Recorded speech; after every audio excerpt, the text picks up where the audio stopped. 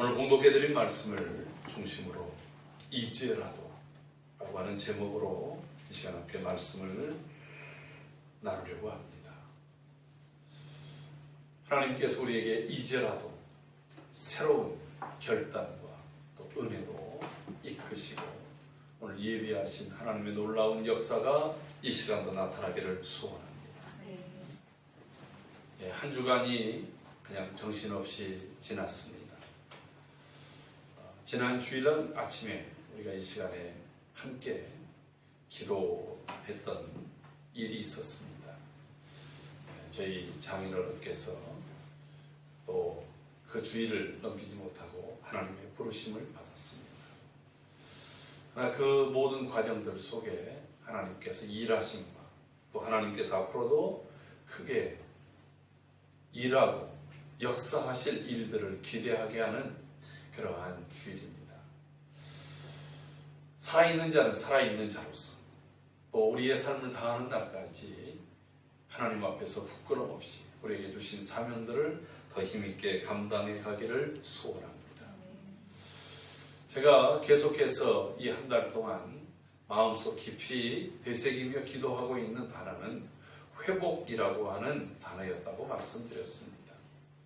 그 회복이 어디에서 일어날 것인가?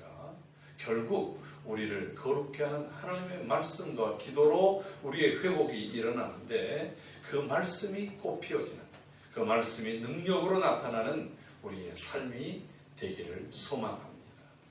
오늘 하나님의 말씀을 따라서 하나님께서 회복을 일으키시기 위해서 오늘 이 말씀을 주고 있습니다. 그 말씀이 이제라도 라고 하는 것입니다. 이제라도 우리가 뭘 해야 될까요?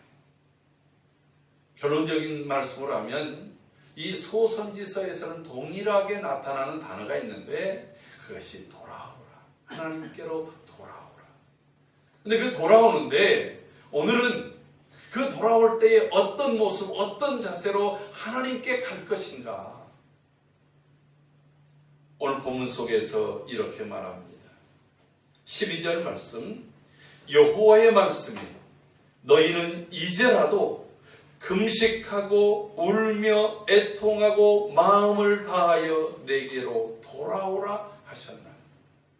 그러니까 하나님께 돌아가는데 금식하며 울며 애통하며 마음을 다해서. 그럼 여기서 아주 강조되는 단어가 있습니다. 저는 그 단어 속에서 울며 애통하듯이 통곡하는 마음으로 주님께 돌아오라는 것입니다. 그래서 이번 한 주간 우리가 이 고난주간에 맞이하는 특별 새벽 기도회에는 주제를 눈물로 잡았습니다. 여러분, 하나님께서 우리 안에 눈물을 회복시켜 주시고 또 흘려야 될 눈물, 꼭 울어야 될 그 울음이 우리 안에 있게 하여 주시옵소서. 여러분, 성경 안에도 많은 울음이 있습니다. 어떤 사람은 후회의 눈물이 있습니다. 땅을 치며 통곡을 하는데 그게 후회의 눈물이었고 원한에 찬 눈물이었습니다. 그게 누구냐면 에서입니다. 자기에게 주어졌던 장자의 명분이 얼마나 소중한지 그 가치를 모르는 거예요. 여러분, 성도라는 이름이 얼마나 소중한지 그 가치를 모르면, 내가 세상의 소금이요 세상의 빛이라고 하는 이 역할이 얼마나 소중한지 그 가치를 잃어버리면 나중에 밖에 버려져서 사람들에게 밟히는 존재, 무가치한 존재가 되어집니다. 그럴 때 후회하며 땅을 치는 이 일들이 벌어질 것입니다. 여러분, 호언장담했던 베드로도 이번 특별 새벽기도 동안에 우리가 이제 그 의미를 통해서 새롭게 깨닫겠습니다마는 주님을 모른다고 3번 부인했다가 닭이 울 때에 나가서 심히 통곡했다라고 하는 얘기입니다. 내가 왜 그랬을까? 내가 그때 분명히 이렇게 얘기했었는데 왜 그랬을까? 여러분, 준비되지 않으면 그런 탄식의 후회의 눈물을 흘리게 된다라고 하는, 그런 눈물만 있는 것은 아닙니다. 여러분, 사람을 홀리는 눈물도 있습니다.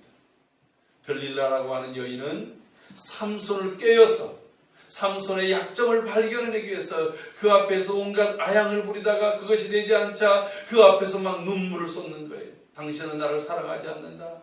당신은 나를 사랑한다면서 어찌 거짓말하냐. 여인의 눈물 앞에 꼭 숨겨야 될 그것을 숨기지 못하고 토로했다가 머리가 잘리고 눈이 뽑히고 그리고 사슬에 묶여서 짐승처럼 물레를 돌려야 되었던 그러한 삼손도 있었습니다. 그러나 여러분, 눈물이 영혼을 바꾸기도 하고 눈물이 역사를 바꾸기도 하였습니다. 한나의 눈물은 역사의 위대한 인물 사무엘을 낳게 하였고, 여러분, 이스라엘의 회개의 눈물은 그들의 민족을 다시금 회복시키는 원동력이 되어졌다라고 합니다. 여러분, 우리가 잘 지금까지 배웠던 느헤미야나 다니엘의 눈물 어린 기도, 통곡의 기도는 무너졌던 성벽과 성문을 다시 세우는 52일의 기적을 일구었고, 다니엘의 눈물의 기도는 그 백성이 예루살렘으로 다시 돌아가는 예레미야의 예언을 성취케 하는 그러한 원동력이 된 줄로 믿습니다. 오늘 우리 안에 막혔던 우리 안에 이 눈물이 회복되어짐으로 이 회복의 역사가 일어나기를 소원합니다. 여러분, 성경에 정말 많이 울었던 사람이 있었습니다. 그는 다윗이었습니다. 그는 자신의 허물과 죄 때문에도 많은 통곡을 했습니다. 고난 중에도 눈물을 흘렸습니다. 하나님이 그의 눈물을 보셨다라고 하는 것입니다. 그가 눈물로 기도할 때에 그 고난을 막아주시고 그의 범죄를 또한 하나님께서 용서해 주셨습니다.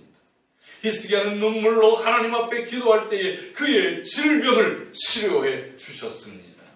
여러분, 눈물이 내 육신도 내 영혼도 그리고 우리의 허물도 이 나라 이 민족과 이 시대도 회복할 줄로 믿습니다. 오늘 이 본문을 위해서 요엘서를 좀 더 자세히 살펴보도록 하겠습니다. 여러분, 이 요엘이라고 하는 이름은 여호와는 나의 하나님이십니다. 요엘, 우리가 엘리, 나의 하나님이라고 얘기하듯이 요엘도 여호와가 참 하나님이십니다.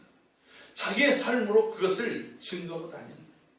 여러분, 내 삶의 이 얼굴, 내 삶의 행동이 바로 여호와가 하나님이십니다. 예수님이 우리의 주님이십니다. 여러분, 그냥 말로 큰 소리로 사람들에게 깜짝 놀리도록 예수 천당 불신지옥을 이제는 외치기 앞서서 나의 모습이, 내 삶이 예수님이 하나님의 아들이시고 우리의 유일한 구주이십니다라고 하는 것이 드러나는 삶이 되기를 소원합니다. 그것을 삶 전체로 보여줬던 사람이 요엘 선지자입니다. 오늘 요엘서는 소선지서 12권의 두 번째 책입니다. 2등이지요. 제가 오늘 아침에 아침 묵상도 둘째 날 하나님의 창조에 대해서 묵상을 했어요. 묵상들 읽어보셨나요? 네, 읽으신 분들. 그런데 오늘 저희 집사람의 이제 그 막내 고모가 계시는데 춘천에서 살고 있어요. 이분이 얼마 전부터 이제 제 아침 묵상을 같이 나누는데 오늘 아침 묵상을 보고 꽤 긴 장문의 답글을 보내왔어요. 이 둘째 날 천지창조에서 별로 제일 7째 날 중에서 제일 뭔가 좀 약해 보이고 빈약해 보이는 그런 모습이 있어요.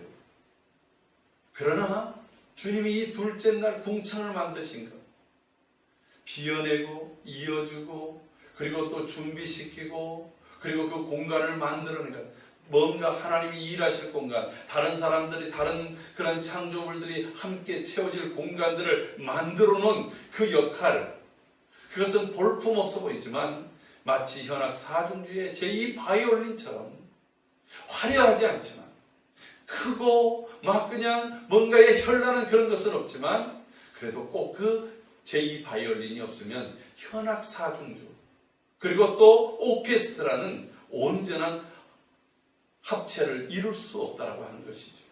그런 측면에서 정말로 소중한 그 날이 바로 둘째 날이다 하는 이제 얘기를 이렇게 썼는데 이분이 그게 감동이 됐나 봐요. 왜 감동이 된다 했더니 지금 이제 칠순에 가까우신데 이분이 지금 그 춘천에서 이 오케스트라를 하는데 배워가지고 제2 바이올린을 키시는 거예요. 그러니까 자기 역할이 그 제2 바이올린 역할인데 그 지휘하는 지휘자가 이 제2 바이올린에 대해서 여러분은 다른 악기들을 잘 보필해주고 띄워주는 역할입니다. 이게 정말 소중합니다. 이런 얘기를 이제 늘 들었는데 하나님 말씀을 통해 그런 비유를 들으니까 굉장히 그게 본인에게는 은혜가 된 거예요. 오늘 이 둘째 소선지서, 비록 석 장밖에 되지 않지만 그러나 이 소선지서 전체에서 가장 핵심적인 메시지, 우리를 회복해 하시는 하나님의 그 메시지, 우리가 회복되고 다시 살 길은, 하나님께로 돌아갈 수 있는 길은 바로 우는 것이라고. 할렐루야. 눈물을 회복시키는 선지자. 그리고 그것을 위해서 강한 경고를 보였던 선지자가 바로 요엘입니다. 여러분, 요엘은 1장을 시작하면서 강력한 경고를 하고 있습니다. 그럼 한번 다 같이 1장을 볼까요? 1장 4절 말씀 같이 읽습니다. 시작. 팥종이가 남긴 것을 메뚜기가 먹고, 메뚜기가 남긴 것을 느치가 먹고, 느치가 남긴 것을 황충이 먹었도다. 무슨 얘기냐면 지금 거대한 재앙이 깨닫지 못하는 이 이스라엘 민족을 향해서 다가오고 있다라고 하는 거예요. 요엘이 활동했던 시기가 BC 약 835년경입니다.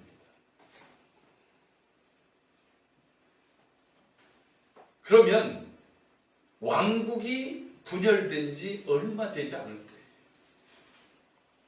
835년.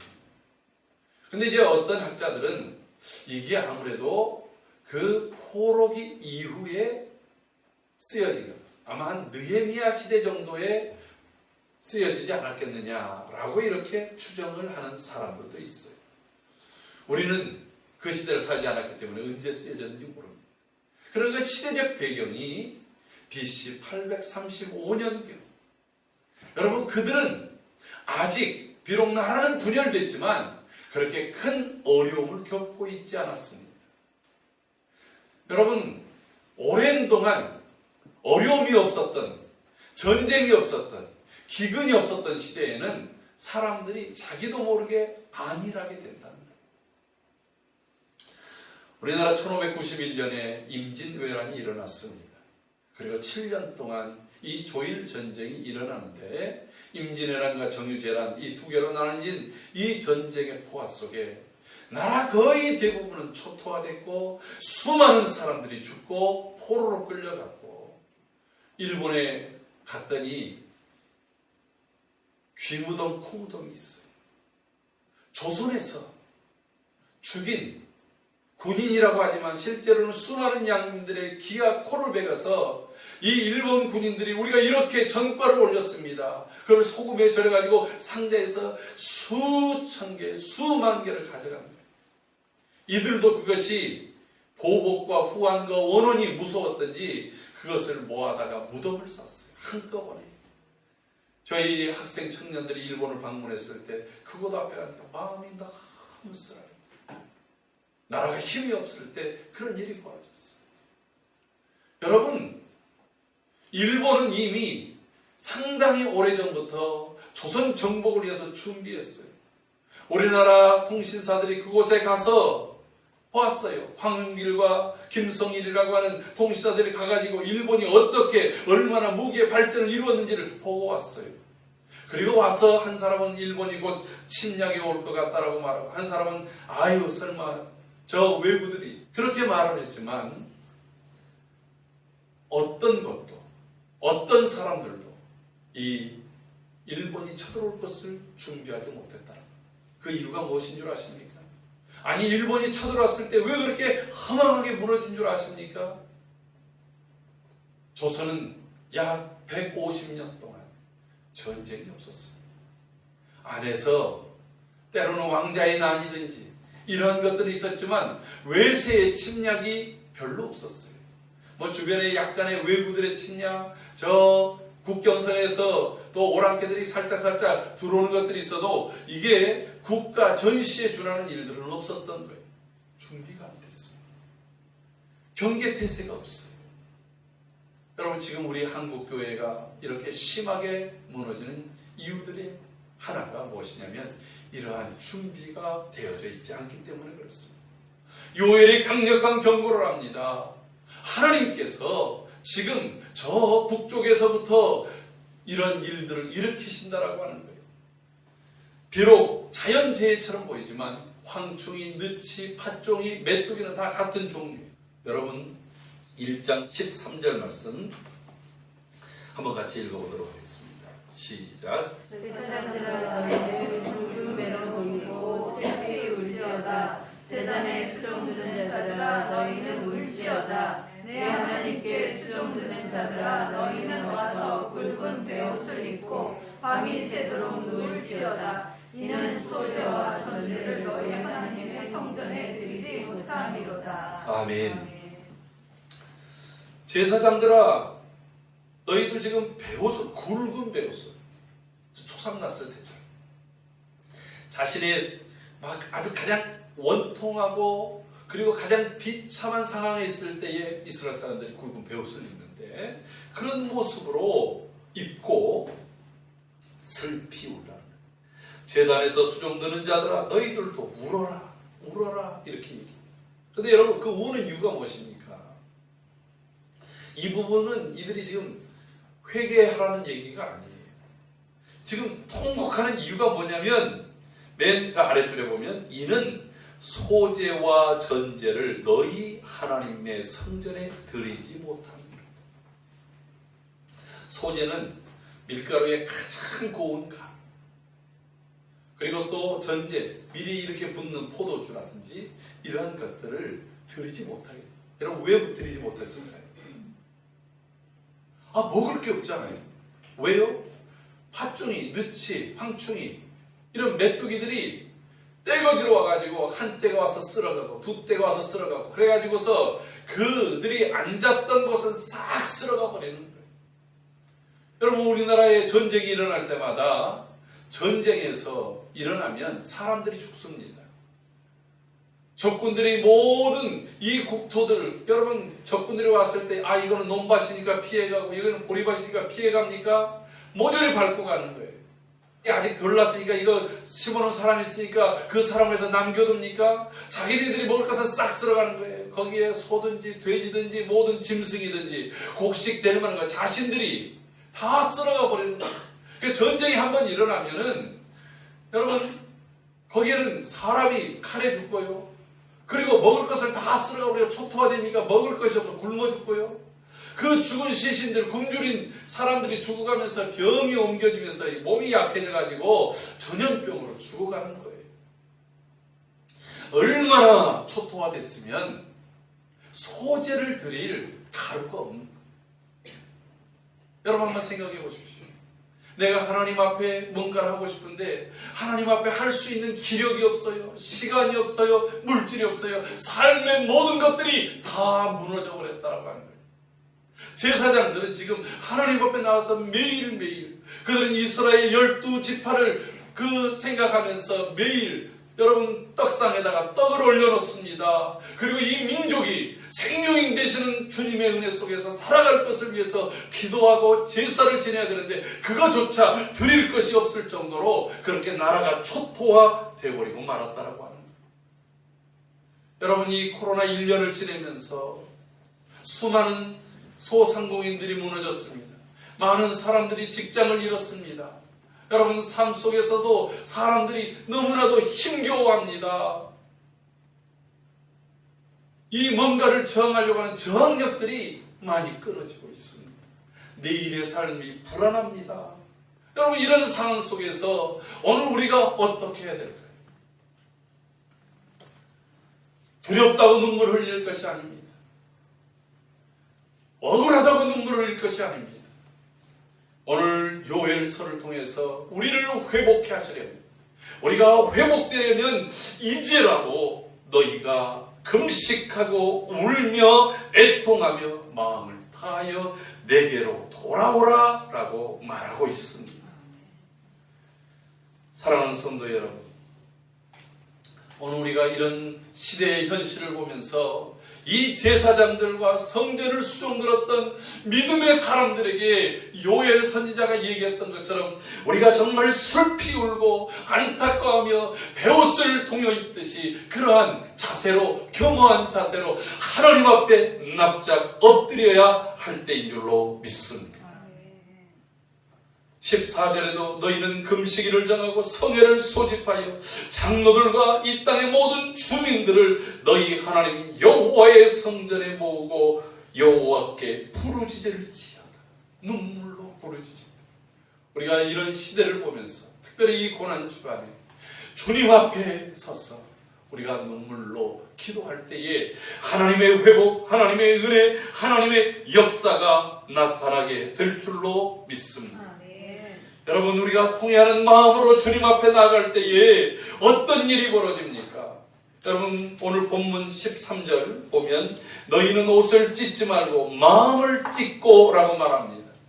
여러분, 열받을 때 사람들이 수치스럽고 열받을 때 옷을 찢었어요.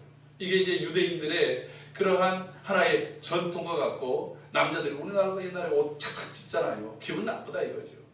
그러나 지금 이 상황을 그렇게 기본풀이로 대응하고 그런 태도를 가질 때가 아니라고 합니다. 오히려 우리의 마음을 찢어야 돼. 내 탓입니다. 내 허물입니다. 나의 부족함입니다. 여러분, 오늘 우리 시대를 보십시오.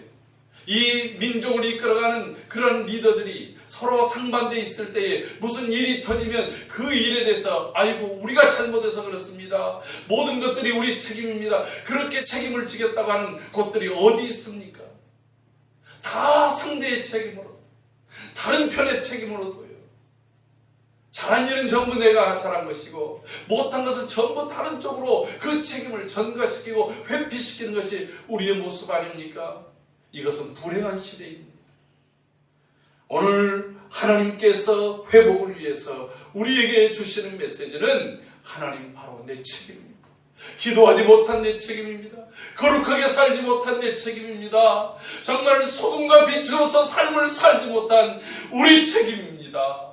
이 눈물이 회복될 때에 하나님의 은혜가 회복될 줄로 믿습니다. 아멘.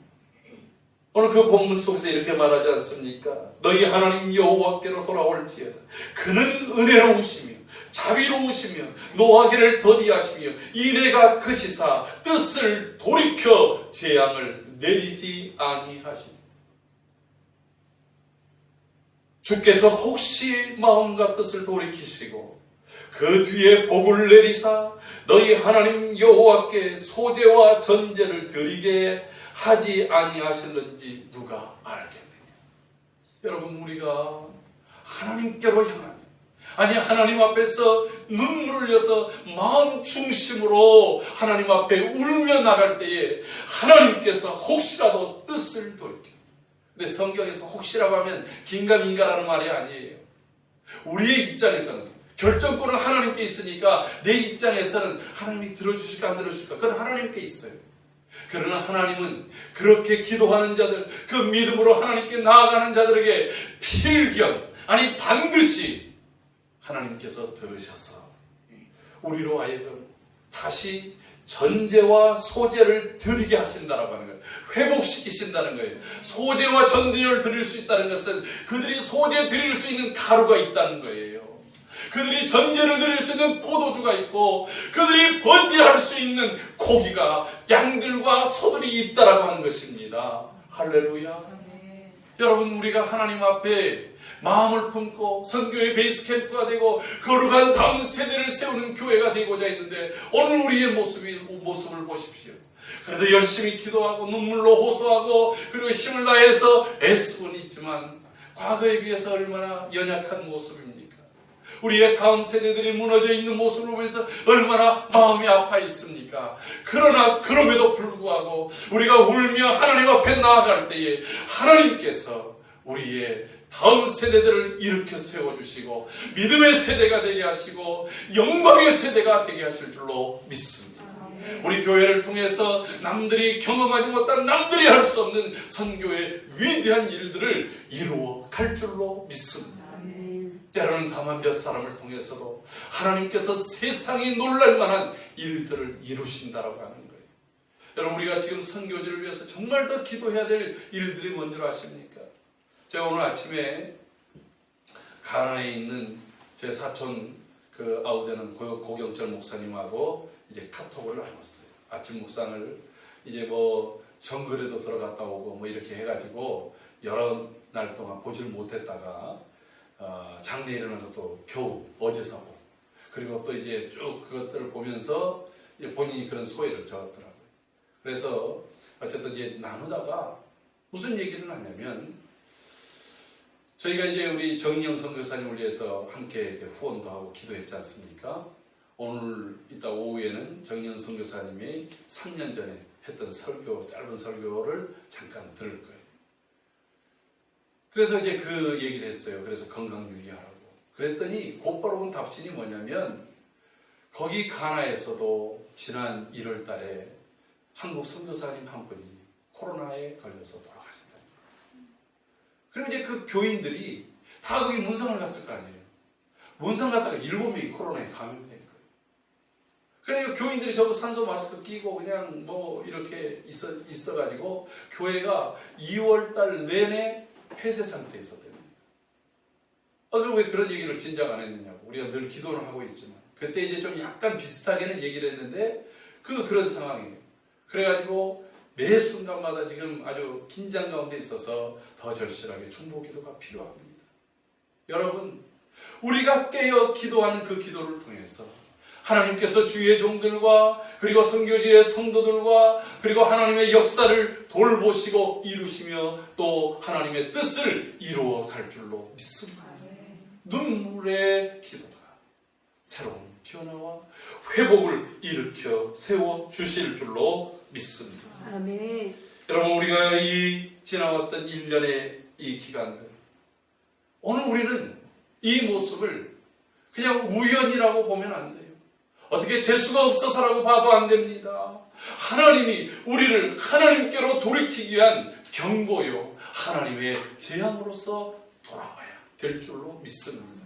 그렇다고 한다면 그러한 일들 앞에 누구를 탓하고 누구를 원망하기에 앞서서 오늘 요엘 선지자를 통해서 말씀해 준 것처럼 이제라도 우리가 금식, 울며 눈물로 주님 앞에 마음을 다해서 돌아선다고 한다면 하나님께서 반드시 우리 안에서 하나님의 놀라운 일들을 이루어 가실 줄로 믿습니다. 사랑하는 성도 여러분, 하나님께는 결코 절망이 없습니다. 하나님께는 결코 실패가 없습니다. 하나님의 손에는 결코 못하신 일이 없다라고 하는 것입니다. 하나님께 온전히 돌아서기만 합니다. 하나님께서는 뜻을 돌이키시고, 여러분, 니느웨를 향하여서 하늘에서 불을 내리시려고 준비했던 그 불조차도 하나님이 멈추게 하시잖아요. 여러분, 소돔과 고모라 그리고 이 니느웨의 차이가 무엇입니까? 그들 모두가 악을 행했습니다. 그런데 한쪽은 경고를 받고도 오히려 더 악랄하게 그들의 모든 죄, 성적인 타락, 모든 윤리적인 타락, 하나님을 욕되게 하는 일들을 하고 있지만, 한쪽은 그들이 불신의 나라였던 그 땅 속에 복음이 들어갈 때 그 복음을 붙들고 그들이 금식하며 울며 회개할 때에 하나님께서 그 땅을 잠시 동안이라도 심판을 멈추시고 회복의 은혜를 주신 줄로 믿습니다. 사랑하는 성도 여러분, 우리의 현실 앞에 절망하지 맙시다. 우리의 앞일에 있는 일들 때문에 낙심하지 맙시다. 오히려 이 모든 일들을 통해서 우리에게 말씀하시는 하나님의 말씀을 부여잡고 근신하고 깨어서 눈물로 기도하며 하나님 앞에 설 때에 하나님께서 우리를 다시 회복시키시고 온전케 하시고 새롭게 하시는 그 놀라운 역사를 경험하게 될 줄로 믿습니다. 이 땅의 곳곳의 성들마다 정말 기쁨이 다시 회복되고 웃음이 다시 꽃 피어나고 그리고 다시 하나님 앞에 많은 성도들 모든 성도들이 전제와 그리고 소재가 회복되는 그러한 역사가 우리가 하나님 앞에 서서 눈물로 기도하고 하나님 앞에 온전한 모습으로 서는 우리의 모습을 통해서 그날이 속히 이루어지기를 주의 이름으로 축복합니다.